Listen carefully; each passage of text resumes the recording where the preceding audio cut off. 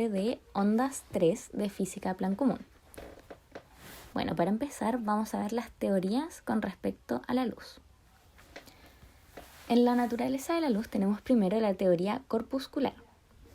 Esta fue enunciada por Isaac Newton, quien formula que la luz estaba formada por pequeños corpúsculos emitidos por los cuerpos luminosos que podían penetrar las sustancias transparentes, como vemos el vaso con agua, y reflejarse en superficies de los cuerpos opacos, como la cuchara que refleja los rayos de luz amarillos. Esto se utilizó para explicar la propagación rectilínea de la luz. Como segunda teoría tenemos la teoría ondulatoria. Esta fue iniciada por Christian Huygens, pero después fue modificada por muchos autores que van a estar escritos en su guía complementaria. Por eso aquí les dibujé los monitos abajo. Esta dice que la luz estaba formada por ondas semejantes a las que se forman en una cuerda en vibración y que eran emitidas por átomos excitados de los cuerpos luminosos, explicándose en ese entonces estos tres fenómenos de interferencia: difracción y polarización. Luego tenemos la teoría de los cuantos. Esta fue propuesta por Max Planck ante la imposibilidad de explicar un nuevo fenómeno luminoso. Teoría confirmada y ampliada por Einstein. Esta considera que la energía transportada por una onda transversal electromagnética no está distribuida en forma continua, sino que en paquete o corpúsculos energéticos llamados fotones. Como vemos aquí, los círculos amarillos saliendo de la linterna, que en este caso serían los fotones. Para explicar los fenómenos de la luz, primero tenemos que tener claro que ésta viaja en línea recta y a una velocidad de 300.000 kilómetros por segundo en el vacío. Además, tenemos que tener en cuenta dos leyes, y estas dicen que el ángulo de incidencia de cada rayo luminoso es igual al ángulo de reflexión, y la segunda dice que el rayo incidente, como el rayo reflejado, y la normal están en un mismo plano. Ya, partamos primero por la reflexión de la luz. Esta tiene dos tipos. La reflexión especular, que es cuando la luz llega en forma de rayos paralelos incidiendo sobre una superficie plana. Esta debe ser muy lisa. Los rayos reflejados son también paralelos. ¿Qué quiere decir esto? El rayo viene por acá, choca en la superficie que es plana, lisa, sin ninguna rugosidad, y se van a reflejar todos con la misma angulación. Por otro lado tenemos la reflexión difusa. Si la superficie es rugosa, los rayos reflejados salen en todas las direcciones, porque la normal en diferentes puntos puede ser distinta, produciéndose una reflexión difusa como vemos aquí en la figura. En este caso los rayos vienen por acá, chocan en la superficie que es rugosa y estos se reflejan en distintas direcciones. Ya, el principio de Fermat y la ley de reflexión lo vamos a ver aquí a continuación. El principio de Fermat nos sirve para explicar la refracción de la luz. Y esta es otra manera de expresar la ley de reflexión. Este principio nos dice que un rayo de luz, al viajar de un punto a otro, siempre lo hará por el camino que le tome menos tiempo.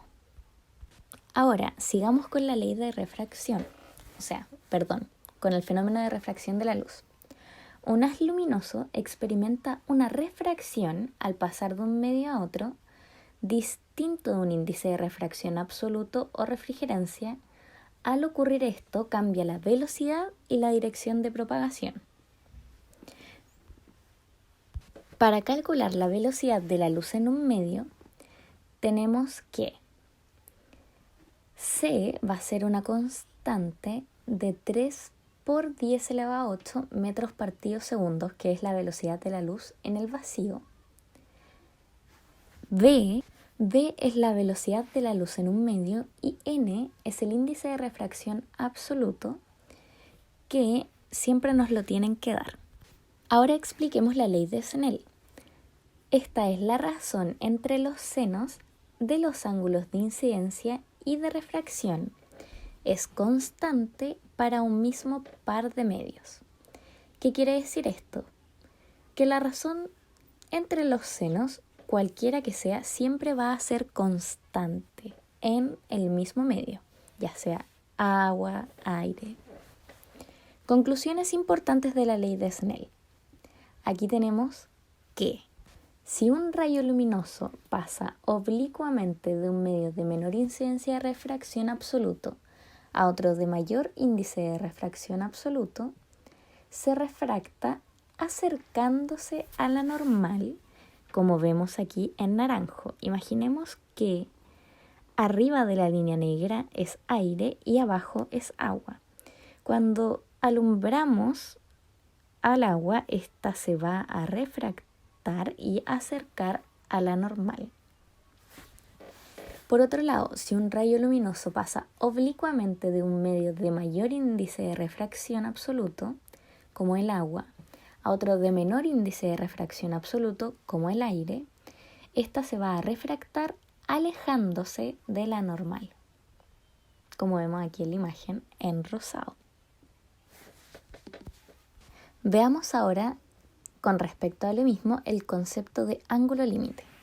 Como se dijo anteriormente, si un rayo luminoso pasa oblicuamente de un medio mayor índice de refracción absoluto a otro menor índice de refracción absoluto, se refracta alejándose de la normal. De este modo, a medida que el ángulo de incidencia se va haciendo más grande, el ángulo de refracción puede llegar a crecer tanto como el rayo refractado emerja por la superficie de separación con un valor de 90. Por lo tanto, el ángulo límite es el ángulo de incidencia para el cual el ángulo de refracción vale 90, como vemos aquí en la imagen que está en morado. Si la luz incide en la superficie de separación de dos medios desde el medio de mayor índice de refracción con un ángulo mayor que el ángulo límite, o sea mayor a 90 grados, el fenómeno que se presenta se conoce con el nombre de reflexión interna total, que es lo que pasaría en la imagen en naranjo. El rayo vendría del agua, intentaría pasar al aire, pero este se refleja tanto más allá del ángulo crítico que se vuelve a reflejar por el mismo medio. El último fenómeno que nos queda por ver es el de dispersión. La mayor parte de los haces luminosos están formados por mezclas de rayos. Físicamente, cada rayo corresponde a una longitud de onda distinta. En este caso tenemos colores y cada uno tiene una longitud de onda distinta. Esto implica que cuando un haz luminoso pasa de un medio a otro, no todos los rayos serán refractados con el mismo ángulo, mientras que la velocidad en el vacío es la misma para todas las longitudes de onda. No ocurre lo mismo cuando está en un medio material. Cada rayo tiene una velocidad distinta.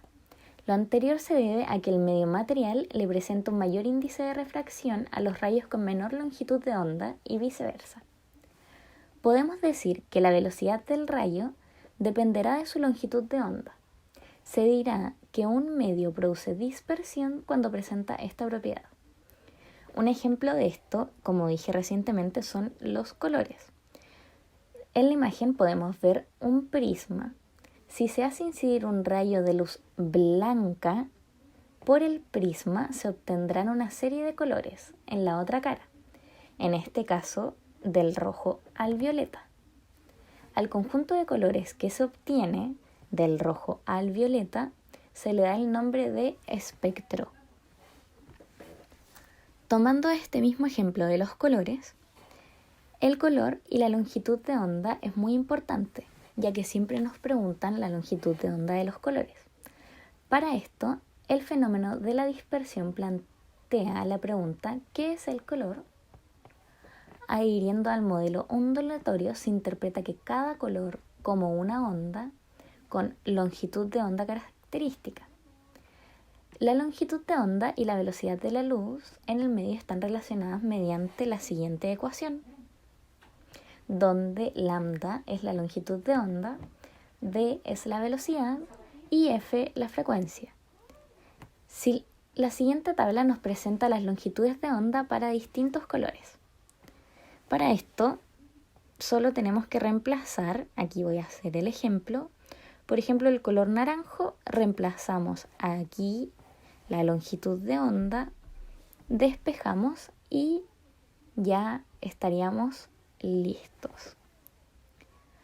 Importante, a mayor longitud de onda, una misma sustancia ofrece menor índice de refracción. Por último, vamos a ver el espectro electromagnético. Se denomina espectro electromagnético al conjunto de ondas electromagnéticas. En la figura que vemos aquí, se han representado las longitudes de ondas en relación al tamaño de cosas que son familiares. Y se ha indicado el nombre que tiene cada radiación. Aquí vemos ondas de microondas, infrarrojo, visibles, ultravioleta, rayos X y rayos gamma. Todas estas tienen una longitud de onda distinta. Esto nos indica la línea roja que está acá arriba. Vemos que las ondas de radio son las que tienen mayor longitud de onda y los rayos gamma son las que tienen una menor longitud de onda. También vemos que las únicas ondas que penetran la atmósfera terrestre son las ondas de radio y algunas infrarrojas y algunas visibles como los protozoos. Además, tenemos que, al contrario de la longitud de onda, los rayos gamma son los que tienen una mayor frecuencia y las ondas de radio son las que tienen una menor frecuencia.